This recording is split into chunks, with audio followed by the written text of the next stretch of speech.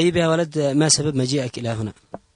سبب مجيئنا يا سيدي إن الحوثة تسلطوا علينا وشددونا من بلادنا وخربوا بيوتنا وأخذوا مكايننا وسجنونا مدة طائلة. سجنوا عيالي 5 أشهر وأنا سجنوني 9 أشهر وما خرجنا من السجن، وبيوتنا خاربة والمكاين سحبوها. وبعد عاد هناك تشديد، إذا شاف الإنسان ذا الحين قد يكون إما يقتله أو على الأقل يحبسوه. كلف مجينا إلى صعدة. استجنت عندهم 9 أشهر في مضرة. ما هناك حبس لا يهود ولا نصارى ولا مسلمين مثل حبسهم. يعاملوا الناس معاملة أقول لك ما يعلم إلا بدع السماوات والأرض. ما خرجنا إلا وإحنا على وشك الموت بدون لا ذنب ولا سبب. ولا منين وين كنت قبل؟ مسكوني وأنا رايح على الخط الرسمي. بسيارة؟ لا أيوة في سيارة. مريض، حتى مريض. ما عندنا لا، يعني في وقت صلح أخذوا فلوس اللي كانت معي وأخذوا سلاحي جنبيتي، بس جنبيه، وإلى الآن باقي كل شيء عندهم. طيب وبزوك لا مطرح؟ بزوني إلى ضحيان 3 أيام، وعاد يتهددون هناك بالسلاح في ضحيان. تهددونا بالسلاح، يا كذا يا فعلها يا تركه. جلسنا 3 أيام وزاد علينا الرماية ودونا مضرة. وهناك تهديد ويخبطوا الناس، يخبطوا خبيط. أقول لك شفت أوادم خبطوهم حتى قطعوا جلودهم، والله العظيم الدم يسيل. اي والله. ناس تعرفهم ولا؟ في ناس معروفين من خولان، وفيه واحد يقولوا من الأمن القومي اسمه علي ابن علي. ايش؟ علي ابن علي. واسم من جبل ذاك مكوعب واسمه عصيدان واسمه علي بن علي ودومان خبطوا خبط لا يعلم ولا بدع السماء، وهو مجنون. أخيرا قبضوا واحد من أصحابنا، يعني ساروا عليه الليل في هذا الأيام الماضية، يحيى مهدي ماعز، وجاهموه من بين عياله وخرجوه وضربوه رصاص، ما عنده ولا ذنب ولا سبب، ناصفة الليل وهو راقد آمن مطمئن ما عنده أي ذنب. المهم أفعال الناس يقاسوها لا يعلم إلا بديع السماوات والأرض. والآن ناشد الله وناشد الرئيس بالسوق وإعدام هذه الشرذمة نجسة. هذا لا يخاف الله ولا يوم الوعيد ولا يعني لو إسرائيل تعامل فلسطين مثل ما هم يعاملوا، وقد غلقوا فلسطين والله وقد انتهوا وساروا. لكن هذا لا بد نقسوه قدامه واحد يقولوا المحطوري في اليمن، وراح سبب 400,000 قتيل. فهذا الحوثي سوات المحطوري. هذا ما عندي والسلام. طيب يا والد، هل من ممارسات أخرى يعني سمعت بها في منطقتك غير الحبس وأساليب الحبس الذي بيقوموا بها ويعذبوا السجناء، يعني قتل حد من أقارب لك، من أسرتك، من الجيران، من المنطقة التي كنت فيها؟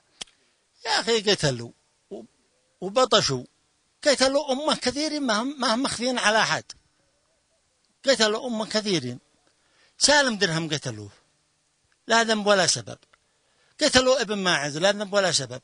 قتلوا ابن قروش لا ذنب ولا سبب على حقه داخل بيته. كم يا أمه بطشوا بهم، كم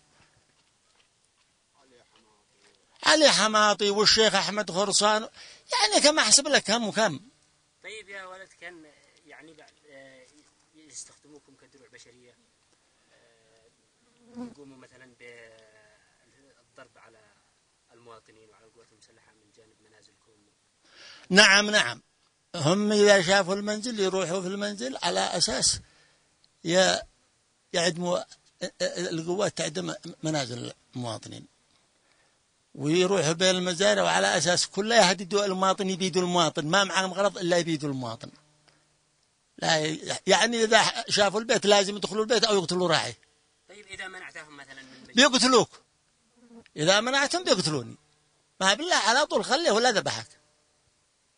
يعني معاملة ما هي معاملة مسلمين، مش معاملة مسلمين. هذا أنت الآن يا والد متعب نشوفك جالس على الكرسي، يعني هم سبب في أنهم جعلوك قاعد على الكرسي؟ هم يا سيدي مسكوني وأنا تعبان شوية، هو كان عندي فلوس قلت ادوني علاجات من فلوسي، والله امتنع ولا ادوني علاج.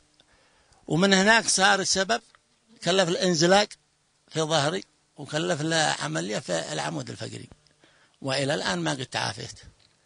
ولو أشكي لك ما في قلبي عليهم وما شاهدت وما سمعت، وعندي قلم وأكتب في بطانية أن تغلق البطانية ما غلق ما في نفسي، بتغلق البطانية وتنتهي تمتلي ما قد انتهى ما في نفسي. لا تتكلم، لكن ما قال حالي، ما قال حالي. هذا مشاهدة عند العالم جمعة، كل إنسان حر، كل إنسان شهيم، يعرف أفعالهم ويعرف أعمالهم ويعرف معاملتهم ويعرف مشيتهم علينا. يجي إلى عندك روح اعمل، وإذا قل لأبوك لا ما رضي أبوك اقتله بيدخل الجنة. يعني تقتل أبوك وبيدخل الجنة؟ أي مذهب؟ طيب أنا سمعت أنهم كانوا يفرضوا عليكم مبالغ مالية وزكاة وما إلى ذلك، يعني يفرضوا هذا الحين في أصحابنا، عند أصحابنا يفرضوا في الأسبوع 500 ريال و5 طلقات الظاهر.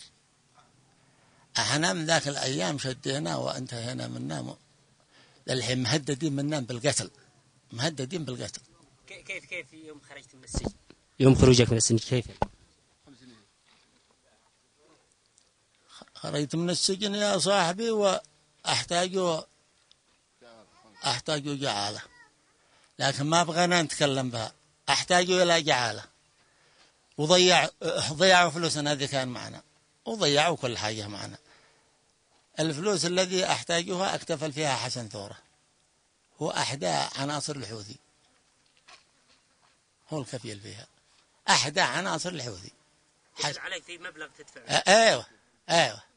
كم؟ 500,000. 500,000. 500,000. وعاد هناك وقت ما دخلوا السجين في السجن على هذا الترويج، إذا كان النوبة يخلي سيارته ويخلي ما معه من بضاعة طلعوا ويأخذ البضاعة ويأخذ السيارة.